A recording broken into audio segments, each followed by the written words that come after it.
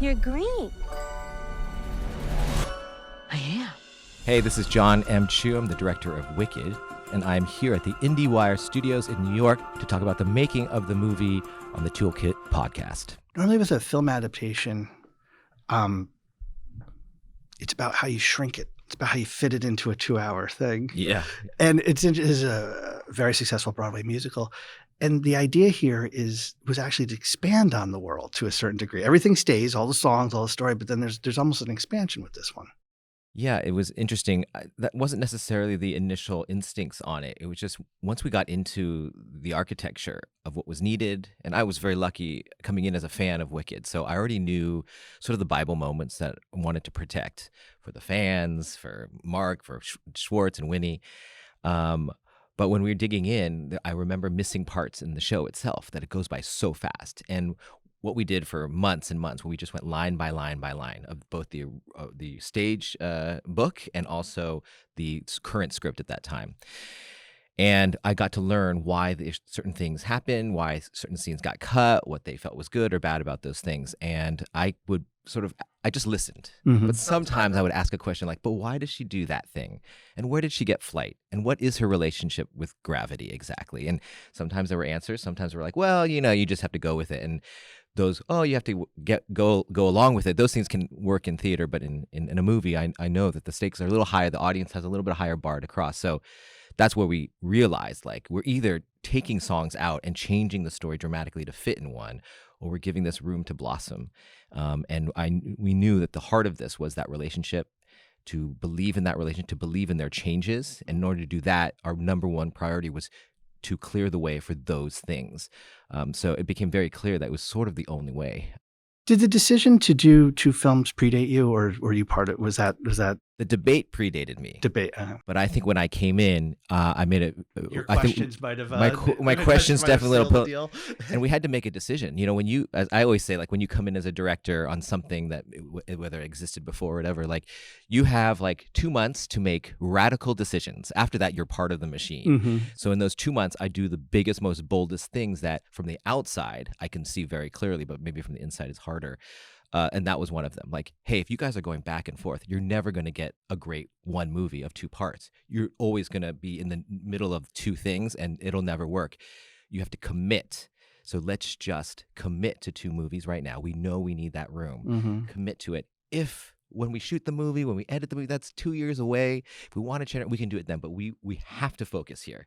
That's the only way forward here. And we have to make sure that movie 1 doesn't feel like half a movie, that it feels like a complete emotional story, that if you don't know anything about Wicked, you think that can be the end. If you can't do that, and that's the hardest thing, and honestly, we can put it out on paper as much as we can, but you don't know until you really cut the movie together. But if you can get the plumbing in there, then you have a shot at making one movie so complete that we can get away with that. And what we found was it just naturally really found its way when you move backwards from Defying Gravity. That's where I was going to go. That's actually my 8th card, but I'm going to actually Yes, go to the second okay. part, because it feels to me, when I went to see this film, and I got to see it a little bit early, and I got drilled by questions, including by people here. And that it was fascinating to me was that everybody's question was the same, was, does it work as one movie? And my answer, to me, that's remarkably so. But it strikes me, working backwards, that Defying Gravity, so much is riding on that being this climax, right? Absolutely. I mean, what a gift to get Defying Gravity as the last thing you leave the audience. But if you just use it as a closing number, it doesn't. It is the middle of a story. So we really put that stake in the ground and said, okay, in Defying Gravity, the audience has to want that more than anything. Has to be rooting for that moment from the beginning of this movie. And that's not maybe necessarily with the 2 coming together, what emotionally I think the audience is necessarily, Absolutely. It's a relationship movie. So that relationship will continue into movie 2. So it can't be the end of or beginning of a relationship. It has to be about Elphaba. And by clearing that way and say, okay, this is Elphaba's journey here, it really clarified what we needed. Okay, so in Defying Gravity, if that's what we're rooting for, then where's her wish? Okay, in Wizard and I, that's where she sort of has her I Want song, which is always there. But what I found in dissecting this was our perspective. And that took a little bit to find. What I realized is in the show, you walk into a theater and you are in Oz. It's decorated that way. You're probably dressed up, and the bubble comes down, and you absolutely buy in. And then the green girl drops in, and she's like the odd one out. Oh, haha, look at that's a witch in this beautiful world. When we started making the movie, our Cynthia was like, I'm not a joke in this. She is not a joke in this. Elphaba has to be a full person. And it really clicked for us. We understood that. But the perspective of a movie audience is very different. When you walk into a movie, you have to be convinced. So you have about 10 minutes to convince the audience that whatever world you're building, the rules that you're building are enough for them to buy in. So now you walk in and, oh, it's a musical, and they're singing and they're dancing, and a girl in a bubble, and there's images and iconography that I recognize. Am I buying in? And then the green girl drops in. And in our movie, she's us, the audience, because she's like, what the hell did I just walk into? They're singing and dancing here. Like when she walks into the dorm room in that first scene, I love that because it's like pink and bags, and she's this green girl looking around, being like, "These people are crazy." It's like Pleasantville, like this idea that Elf in reverse, and she then goes through this stuff, and then in Wizard and I, everything quiets down. She's gotten the opportunity to be in the school, and she whispers those first words. Did that really just happen? And it's in a melody. And you're like, oh, she can sing too. And then that song grows into such a huge song. Like she can sing better than anyone in Oz. Mm-hmm. That using the form itself to then unfold the reveal of who our main character will be that you have to root for really changed our compass on where to go. Because once you do that, then you can show her slow ascent. I mean, that whole number is the ascension. She goes from the very bottom of shiz, like below the ground, actually, like right on the cusp of water, but not touching water. Mm-hmm. We never let her touch water. And it slowly builds on the staircase. And the first things to pay attention to her are nature. It's green frogs, and she woes up, and the little green cricket, and all of them are finding ascension. The frogs are in the water. The crickets start to fly. The birds start to take off around her. The bees start to come towards her in the thing. And as she goes into the field, it's the bluebirds, it's the butterflies, and she gets all the way to the edge at the highest, most ascension moment that she could take off. We have to plant flight there too, because what I found in Defying Gravity is that can't be unearned. She can fly? When did that happen? Not only emotionally does she have to go there, but you have to have grounded this fact that there is a defying gravity sense. Yes. Even in the library scene, it seems like you're slowly building up Yes. this sense of you could become unanchored, Yeah, and we had to ground it in what is her power. And that's a ambiguous question. But this is one of these questions, right? That's from the very beginning appeared, and you're like, well, is the broomstick carrying her? Well, then her weight. Jon, they've been flying around on broomsticks for decades. I'm looking at all the history of witches. You're like, okay, if the broomstick's pulling her, then her weight when we do her flight, it's all have to be on there, and she's dependent on this broomstick. It can't be that. So what is it? Oh, it has to be a relationship with gravity. She has a relationship with gravity, and that's why we set up when she's a child, and we had to put the children's stuff in, which is not in the show, to show her in her youth that she does have this relationship with gravity. She doesn't know how to harness it yet, but it extends her emotion. So the rocks go up and they go. And in Wizard and I, she makes that little extra leap that you're like, okay, she has some extra special ability, and we'll see where this goes. And so that attaches to Defying Gravity ultimately in the end, because we'll plant these little moments of relationship with gravity. And when she thinks she's going to fly in Defying Gravity, we had to tear it apart a little bit. We couldn't just be one thing. When she gets to that window, she goes, "It's me," and she runs to the window, and she's supposed to fly up. That's what everybody expects in the show. That's where it like takes off. But when we did it in storyboards, and I would present to the crew, because I would bring them all in the room and I would present each musical number. I'd walk through what lyric and what is happening so that they all knew what to build. It wasn't all necessarily typed, like put into the script. And it felt she didn't earn flight. So one of our producers, David Nixay, said to me, there was something wrong. I know everybody liked it, but there's something missing. And I really banged my head against the wall for a while and realized it has to be from her. It can't just be anger for the wizard, because that's not what the movie has been about in this whole movie. It's been about her own self-worth and not realizing she has to prove herself to nobody instead of proving herself to the wizard. And it was like she has to fall.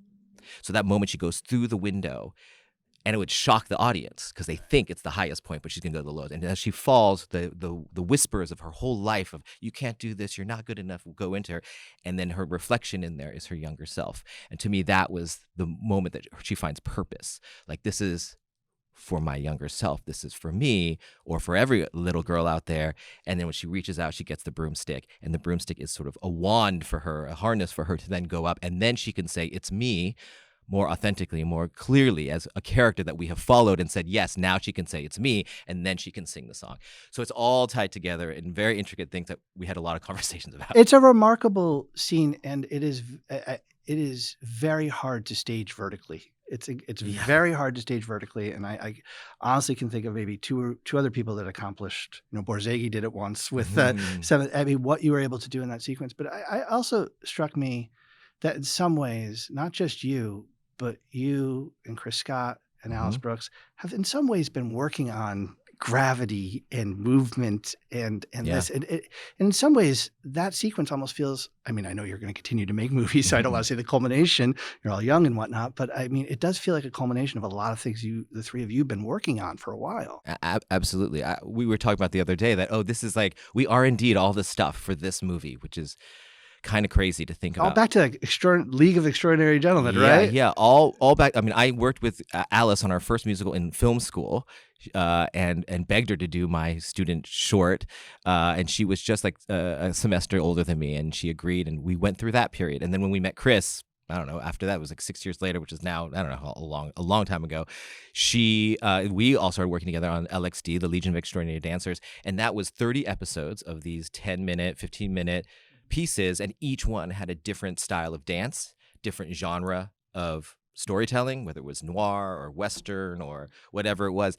And it was our laboratory. We tried things that the camera sometimes ruined the dance for, and we realized, if a roboter just wants to move his finger, don't move the camera. You're going to run over him. If a b-boy wants to jump and flip, let's go with that energy and extra it for him with our camera. We went through a lot of R&D there. And so we have all this language. So when we were doing, actually In the Heights was the first one before this, in terms of musical we got together, we absolutely had already learned many, many lessons. And even doing In the Heights, we learned a lot of lessons so that we could actually be prepared for something like Wicked. I want to pull something out that Alice said. Every decision, light and camera work, was driven by our shared vision of capturing the emotions of finding your best friend and the heartache of being pulled apart.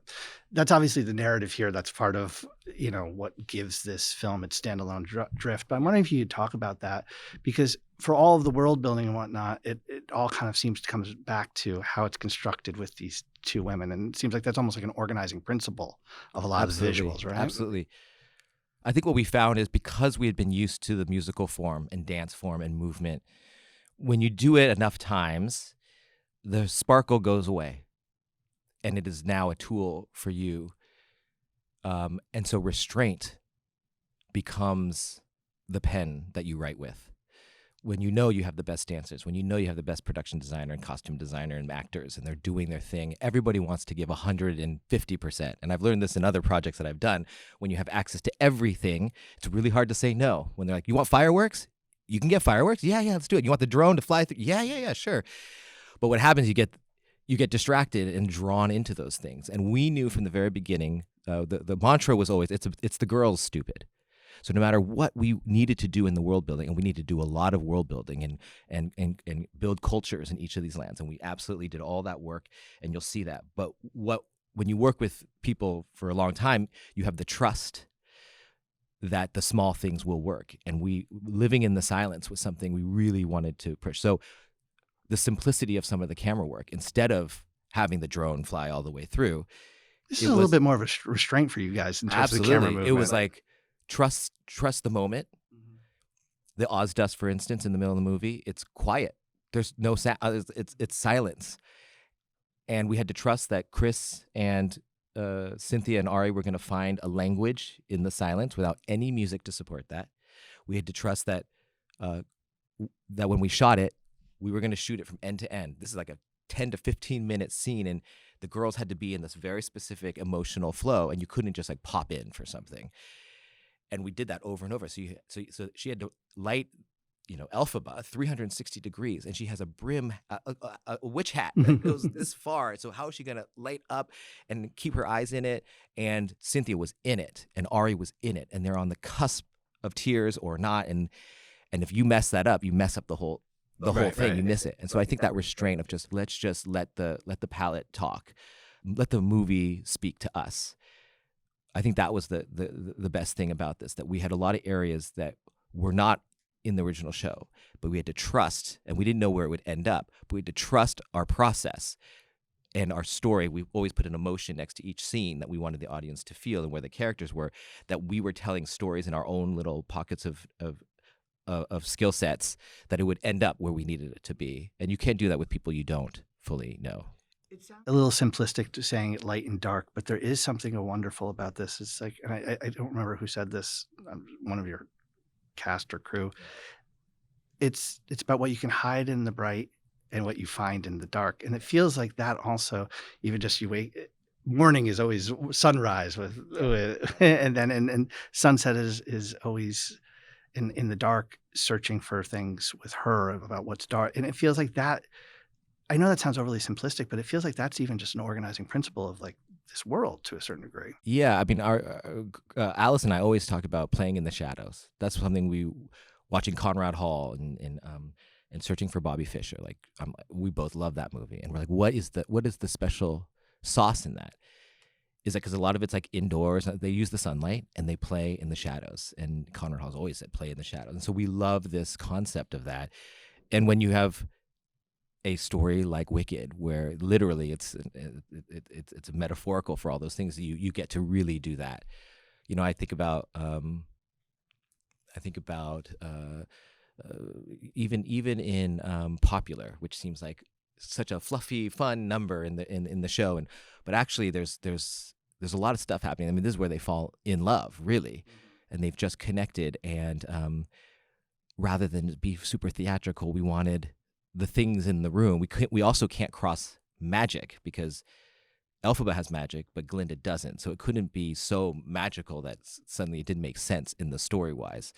So we built these like contraptions in the room that would unfold, that were basically the whole room was her closet, essentially, that we didn't know. But that light coming in was the sunrise, and it was going to be a pink sun.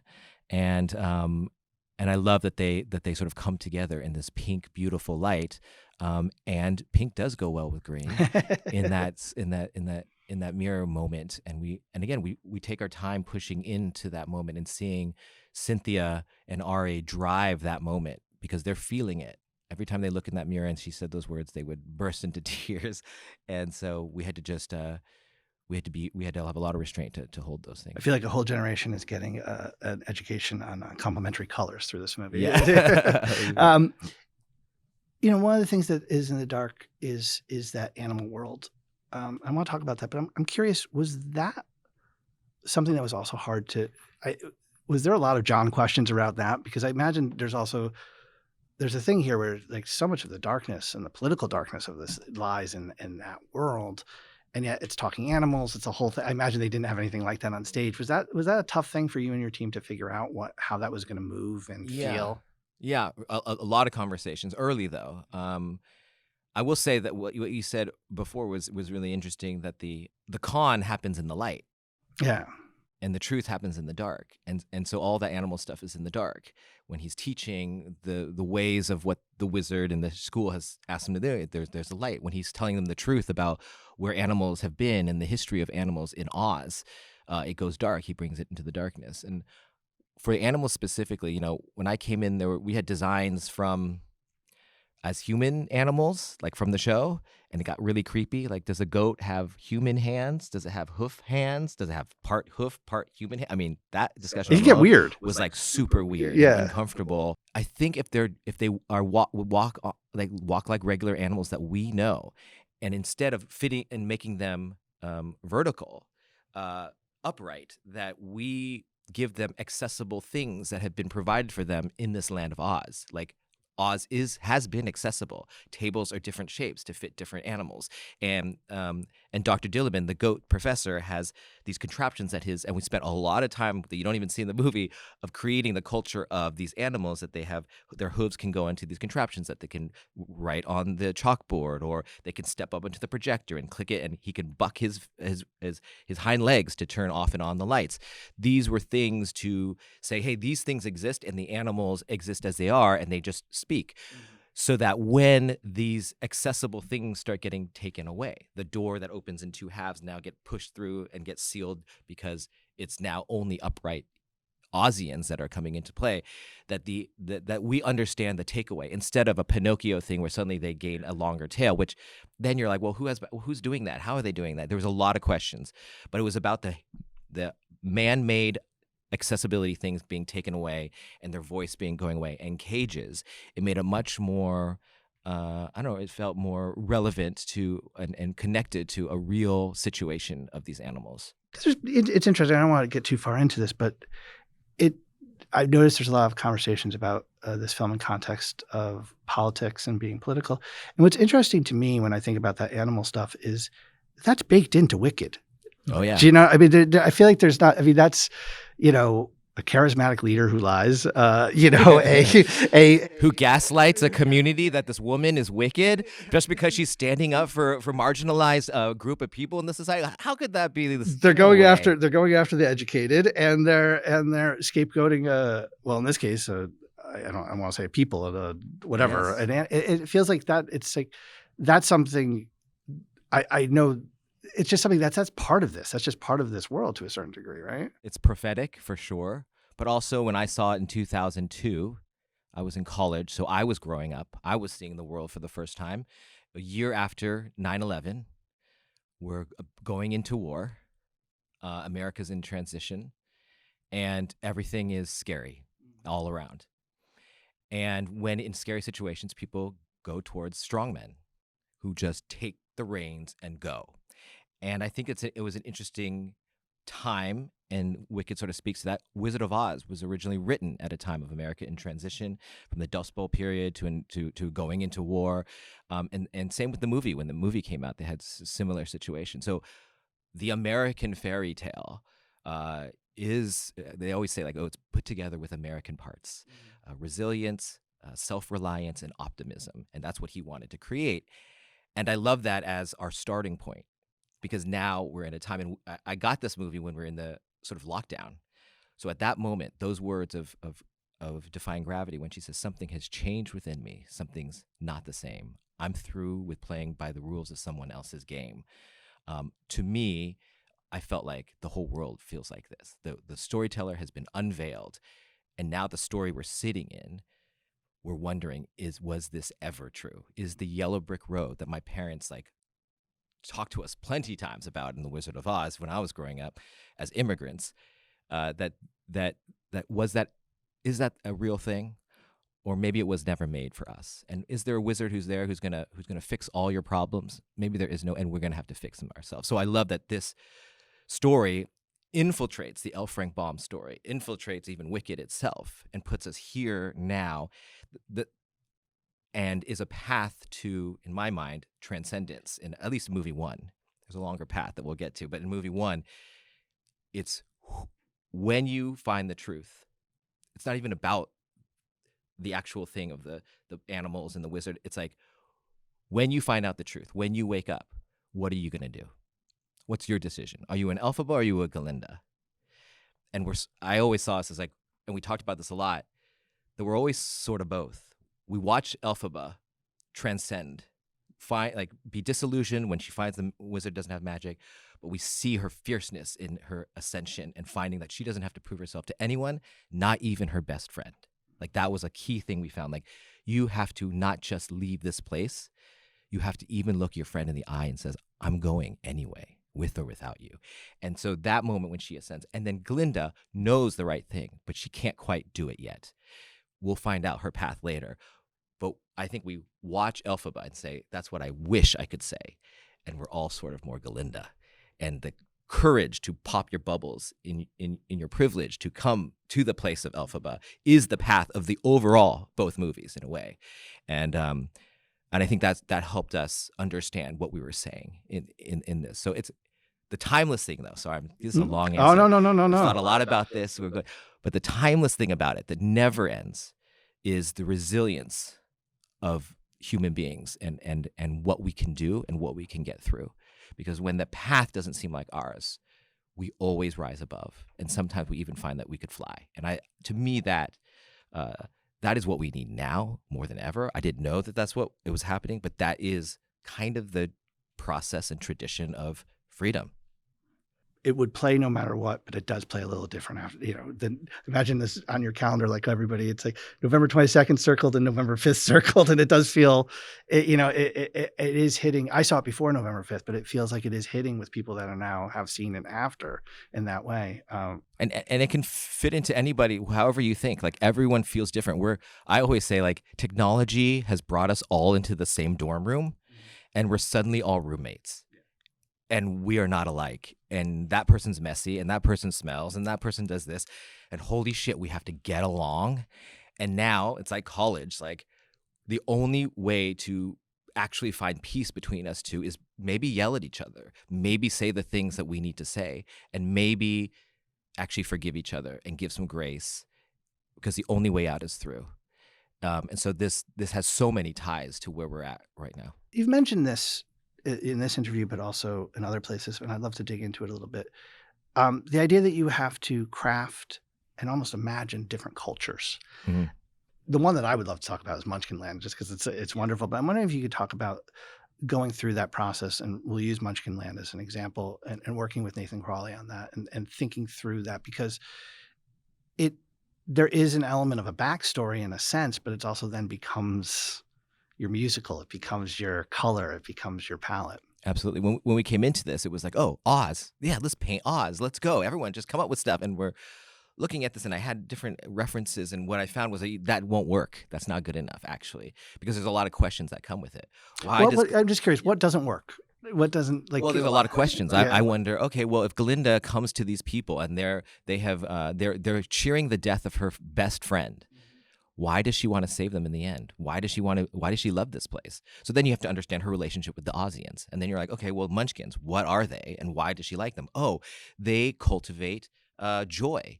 And joy is in the colors, and they make the colors, and they grab the honey, and they grab the sugar, and they make all the things that bring joy. And they're like, they need guidance. They are optimistic, and they will follow whoever shows them joy. And the wizard has come down here and taken advantage of that, and is going to make them make the yellow paint for the yellow brick road. There's going to be no more color except for yellow that they have to make. And she has to feel for those people if she's going to lead those people at the end. You can't know that unless you know what the culture of Munchkins. Oh, are they just a bunch of, I don't know, of people that are little and have this thing? And there's a certain iconography that you think of with Munchkins, and we were like, it's not a size. Yeah, it's not a thing. It's a different kind of culture. It's an cultural culture that we have to find in there. Because there's the thing here, John. The original movie is bonkers in the most wonderful way. Yes. But it's also click your heels. It drops you in the middle of a dream, and there's like a dream-like logic. And yes, it's very interesting with your movie, because you're literally that opening shot. You're sweeping through. You're going to see the land. I know where Oz is in the grand landscape of things. And it's very, and to me, that's all this stuff matters, because it's like, we had to define it as a reality. Yeah. Like, I think you're right. People are like, wait, was that a dream or not a dream? And you were there, or you were there, and like. And I love it, but yours, it's a totally different thing. If you're going to believe characters that exist there that have real stakes, then you have to believe that this place exists. So we have to set that very early. And by dropping into a place where our main characters aren't, we drop you into basically a film noir. You are in the scene of the crime. And that's not blood, that's water. And you know how, and some people know how deadly that water or could be, and not. And you see evidence, and you get every piece of evidence: the blue feather, a glass broken. You will find out where all these things come from, and then you end up on the iconic thing that we last left these people, this hat. And then the flying monkeys take you out across land to again show you, it's like, this place exists, not in someone's mind, but it exists here, and we're going to now. And with that cut to the Munchkin running through the fields, the kids, with dust and dirt, was something that we wanted to say, and it's going to be messy. And yes, you're going to have the great spectacle, and this is going to be fun and all these things, but these are real cultures. So, and that even the thatched roof, those are real thatched roof that he built. We built a real Munchkinland. We planted 9 million tulips. Nathan Crowley's he's a naughty one. He was like, we're planting 9 million tulips. I'm like, that would be great, but we kind of only need the 2 rows, no? And they can fill in the rest. He's like, no, you got to see these pictures. And I was like, oh yeah, we got to do that. And the studio was like, yo, you can't plant it, da da da. We got to figure out how you're going to even build Emerald City. Our budget's not even set yet. And he's like, well, I had to plant it last month, so they're already planted. And when those things blossom, they basically tell you kind of the range. And when they do, you have like 7 days to shoot it before they wilt. So we had the space in our, of course, with like Michelle Yeoh and Jeff Goldblum, they all had very specific times they could shoot. Johnny Bailey was going back and forth. Bowen Yang was going back and forth. And we had this little ambiguous area that we're like, at some point, we're going to have to go away for a week and go shoot those things that we planted 6 months ago. Anyway, it was, so all those things were considered, and we had to set up that touchability really early in this movie. And that land actually becomes sort of our like Back to the Future town square, because that is where the house has fallen. Actually, if you watch it, you can see the fallen house in there somewhere. But we didn't want to call attention to it too much there. You'll see it when the yellow brick road is being built there later. So we'll revisit this sort of center of our storytelling throughout time. So yeah, and the amount of emotions when you see the yellow brick road in person when you're shooting a movie. I mean, grips were crying. There's obviously a lot of VFX, and it's wonderful VFX. And even that tulip field, you got to somehow combine it with what's on the back lot. So we're not going to say this is all, there isn't a lot of CGI in here, but there is something here about the physical, and it feels like I read something. The amount of, it was something like 17 stages. 17 stages. And our field was like, I don't know the exact stat. Four football field, American football fields. Yeah, it was. But that idea that these spaces needed to exist seems to be important. That was a big thing for us, and that was a big thing for VFX. When we were talking with Pablo, he's like, build as much physical as you can. It helps us. And so with Nathan and Pablo, ILM and Framestore, and we talked a lot about the animals. I mean, Framestore was all over Dr. Dillerman, which is a real relationship, and the flying monkeys are so iconic. ILM better kill that thing, and Defying Gravity, of course, like it doesn't exist. But it's when we all came together that it was really magic. So in Munchkinland, like everybody needed us to build as much as we could, and this is Oz, so I'm pretty good at manipulating people of getting the money to go do that. But we also there was a higher thing that this is the Munchkinland. This is the Emerald City. This is all of our legacies. So we have a higher standard to go after, and I think that's the power of cinema too. So building thatched roofs that were actually, we saw these thatched roofs when we were staying at a hotel in the middle of the country in England, and we're like, that is Munchkinland. And so he got the builders for that and built it, and they were crazy. It's why they don't exist anymore, because they disintegrated when that rain hit and things. So yeah, it was really beautiful. 60-ton Emerald City train. The head of the wizard is actually built. But again, it was all in service of giving the audience something that maybe we haven't tasted in a while, and something that you can't fully define and put in an email. You're just like, we know what it feels like to watch a movie this size, and this is the one. This is the one. It's an IP that's never been animated, never been shot on stage. This is it. Let's go. What kind of shape are you on the second one? Is a year going to be enough time? Are you? Is the minute this press tour ends, you're back at an edit bay with VFX? I'm already in the edit bay. Yeah, I cut both of them at the same time. You did. I had an assembly of both, and I showed the studio a year ago. So you did it. You shot it. You shot and edited it as if it was like a 5 hours. Great editor. Myron is amazing, and we cut both to give us a sense of where we were headed, because I could not cut blindly in movie one. That would have been torture, and I wouldn't know.